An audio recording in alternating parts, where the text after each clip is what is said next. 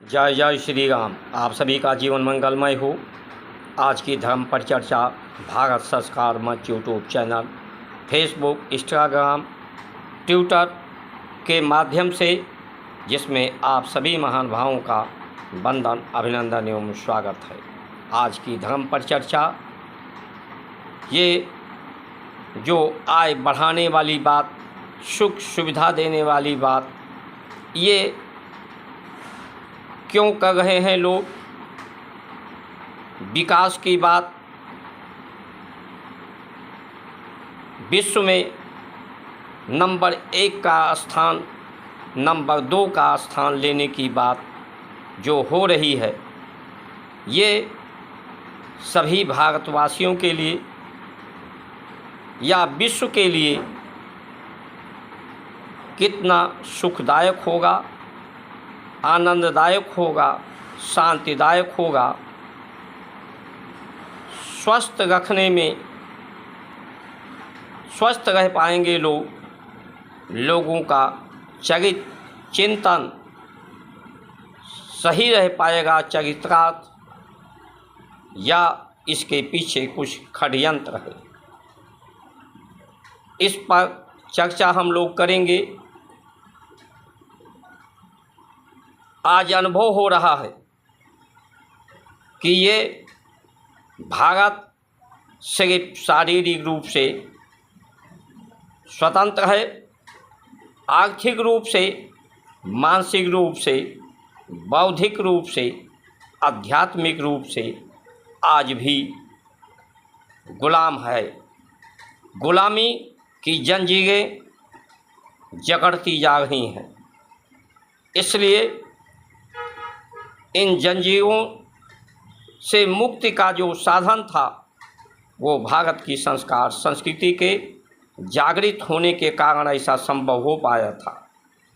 महात्मा गांधी ने भारत को भ्रमण किया था, भारत को जाना था, पहचाना था, भारत की कमजोरी भी और शक्ति भी। इसलिए ऐसा हो पाया था। स्वतंत्रता के लिए प्रयास और सफलता, जिसने भी भारत को जाना है, भारत को मैकाले जान पाया था, इसकी कमजोरी को भी और मजबूती को भी। इसलिए वो इसकी कमजोरी का फ़ायदा उठाया, कमज़ोर करने का, और वो शासन कर पाए। अकबर भी कुछ भारत को जान पाया था, इसलिए वो भी अधिकांश भारत के हिस्से पर शासन कर पाया।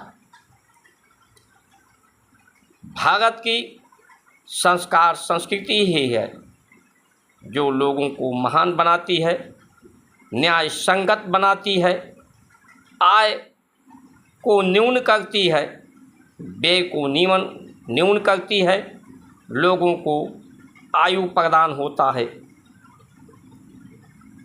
बलवर्धक शरीर के बल को बढ़ाता है, मन के बल को बढ़ाता है, आत्मा के बल को बढ़ाता है, बुद्धि के बल को बढ़ाता है, पाचन शक्ति को बढ़ाता है,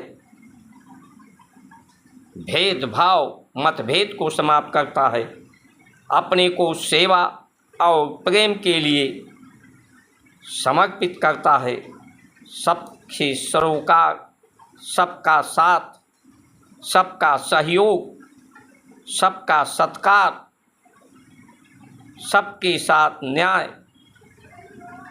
ये भारत की संस्कार संस्कृति है। लेकिन जो आज विकास की बात कर रहे हैं, आय की बात कर रहे हैं, जितना उन्होंने किया है उसी पर आकलन होना चाहिए। आज आपकी आय बढ़ाने की बात इसलिए कर रहे हैं कि आपको बेईमान बनाया जा सके, आपका चरित्र और चिंतन गिराया जा सके। जब आपका चरित्र चिंतन गिर जाएगा तो आपकी आयु क्षीण हो जाएगी, आपका बल क्षीण हो जाएगा, आप दीनहीन कमज़ोर हो जाएंगे, निर्बल असहाय हो जाएंगे, आपका पुरुषार्थ समाप्त हो जाएगा, ऐसी इनका षड्यंत्र है। नहीं तो गांव-गांव पर ये दारू बिकने का लाइसेंस, शराब बीड़ी सिगरेट बेचने का लाइसेंस क्यों है? इससे क्या आपके स्वास्थ्य वर्धक है? ये आपके व्यय को बढ़ाने वाला, आपके स्वास्थ्य के लिए हानिकारक नहीं है ये।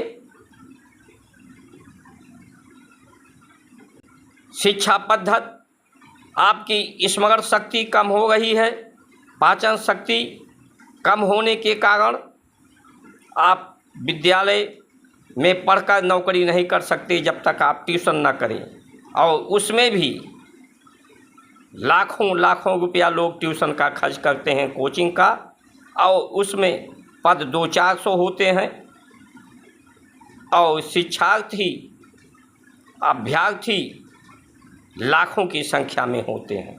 उसमें से जो सफल होते हैं वो तो होते हैं, जो असफल होते हैं उनके साथ क्या बीतती होगी। उनका जीवन ही नष्ट हो जाता है, उनका हताशा निराशा उनको हाथ लगती है, पेपर ऊपर से लीक हो जाते हैं।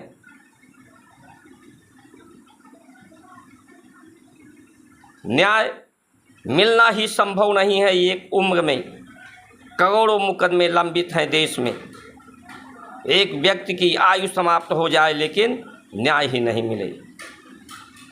ये जब न्याय ही आपके साथ नहीं मिलेगा तो अन्याय निश्चित बढ़ेगा, दुर्दशा दुर्गति बढ़ेगी। इसलिए ये जो आय बढ़ाते की बात करते हैं, ये आपकी आयु को छीड़ करते हैं, आपके बल को छीड़ करते हैं, आपके अंदर बीमारियां बढ़ाते हैं, बेरोजगारी बढ़ाते हैं, भ्रष्टाचार बढ़ाते हैं। इसलिए सावधान होने की आवश्यकता है। लोग ये क्यों? क्योंकि विदेशों के नीति पर, विदेशों के रीत पर ये चलना चाहते हैं। विदेशों की नीति क्या है? वहाँ ना कोई परिवार है, ना कोई किसी का साथी है, ना एक दूसरे से मिलजुल कर दुख सुख में सहयोग करने की भावना है, ना मिलजुल कर बांट कर खाने की व्यवस्था है, ना एक साथ मिलजुल कर रहने की व्यवस्था है। वहाँ पर जिसकी जितनी बौद्धिक क्षमता ज़्यादा, मानसिक क्षमता ज़्यादा, वो उतने ही प्राकृतिक संपदाओं का भोग कर रहा है। वो भोगवादी व्यवस्था है, और भारत की योगवादी, न्यायवादी, निर्वृत्त की व्यवस्था है, नित्य कर्म न्यास की व्यवस्था है, पवित्रता की व्यवस्था है, सुगंध की व्यवस्था है कि तन मन चित्त पर के सब सुगंधित हो। ये व्यवस्था भारत की सत्यम शिवम सुंदरम है, जिसका पतन लोग नित्य निरंतर करते आ रहे हैं।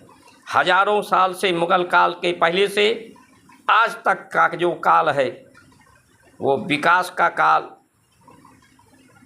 विकास का नाम मुगलों ने भी दिया था, अंग्रेज़ों ने भी तमाम विकास किए, ये संविधानिक वैज्ञानिक ढंग से। लेकिन आज तक का जो अनुभव है, लोगों के जीवन में दुख, बीमारी, अशांति, बेरोजगारी और आबादी की भीड़ ही बढ़ी है। इसलिए समय से जागृत हों, संचार क्रांति के माध्यम से, जन जागृति अभियान के माध्यम से, और हमारे महापुरुषों ने तो अपनी जान की आहुति दी भारत की संस्कार संस्कृति के लिए, और भारत की संस्कार संस्कृति की रक्षा के लिए, जो व्यक्ति को पूर्ण स्वतंत्र करती है इंद्रियों के गुलामी से भी, जो इंद्रियों की गुलामी से मुक्त हो पाता है, निग्रह कर पाता है, वही स्वतंत्र होता है। तो क्या आज हम लोग कुछ समय वीडियो को देखने में, सब्सक्राइब, लाइक, शेयर, फॉलो करने में समय नहीं दे सकते कि जिससे इन मानसिकता वालों की मनोबल गिर जाए, इनके में हताशा, निराशा आ जाए और भारत की संस्कार, संस्कृति, समर्थकों का मनोबल ऊंचा हो जाए, वो श्रेष्ठता को धारण करने वाले हो जाएं, श्रेष्ठ हों, उत्तम चरित्र हो, सब ईमानदार, समझदार, जिम्मेदार हों, प्रेम की गंगा बहे, सबको सुख शांति का अनुभव हो सके। ऐसा न हो पाने की स्थिति में जो अनुभव रहा है,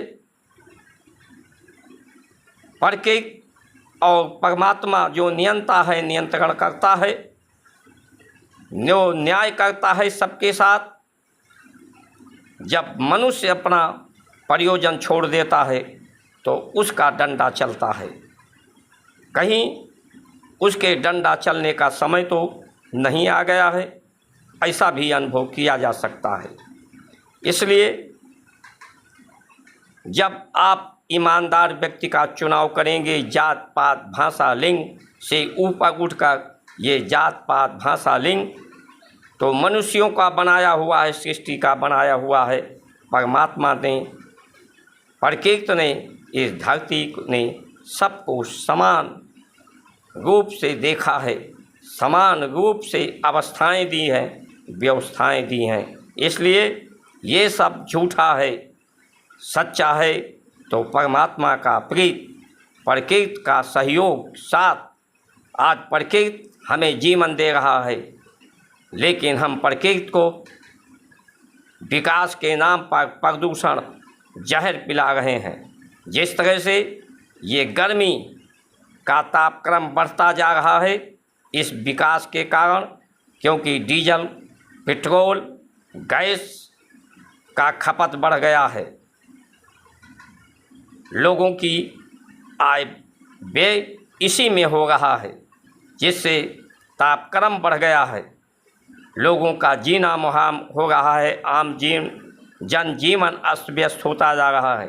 ठंडी में खून जमा देने वाली ठंडी पड़ने लगी है, जो जनजीवन को अस्त व्यस्त करने वाली है।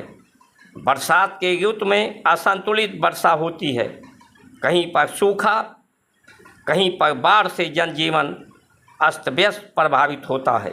ये सब सिर्फ इन विकासवादी विचारधाराओं, जो मानसिक, बौद्धिक, आध्यात्मिक रूप से गुलामी की ओर बनाने की तरफ बढ़ रहे हैं, और हम लोग जात पात भाषा के नाम पर, आरक्षण के नाम पर बढ़ रहे हैं। ये आरक्षण का झुनझुना 77 साल में आप आकलन करें तो इससे 2% लोगों का भी उन्नति नहीं हुई है, प्रगति नहीं हुई है। ये सिर्फ षड्यंत्र है, आपको जात पात भाषा में बांटकर आप संगठित न हो पाएं, अनेकता में एकता ना आ जाए कि आप बलवर्धक हो जाएं, आप सबल हो जाएं, आपको कमज़ोर करने की ये षड्यंत्र है। इसलिए सावधान हो जाएं। परमात्मा ने जब आपको एक समान बनाया है, एक समान का पर्याय, ये सुअवसर आपको दिया है जीवन का, मनुष्य का, इसमें जितना योग्यता, पात्रता आप बढ़ाएंगे, परमात्मा से जुड़ेंगे, प्रकृति का सहयोग करेंगे, सुगंध करेंगे, उतने ज़्यादा पात्रता आप में आएगी, योग्यता आएगी, उतने ही आप परमात्मा के प्रिय होंगे। आप अपने जीवन के प्रयोजन को सिद्ध कर पाएंगे। संतुष्ट, पुष्ट, परिपूर्ण ये जीवन होगा, सुखी जीवन होगा, हंसता खेलता जीवन होगा। इन्हीं वचनों के साथ आप सभी का सुमंगल कामना करते हुए जय श्री राम।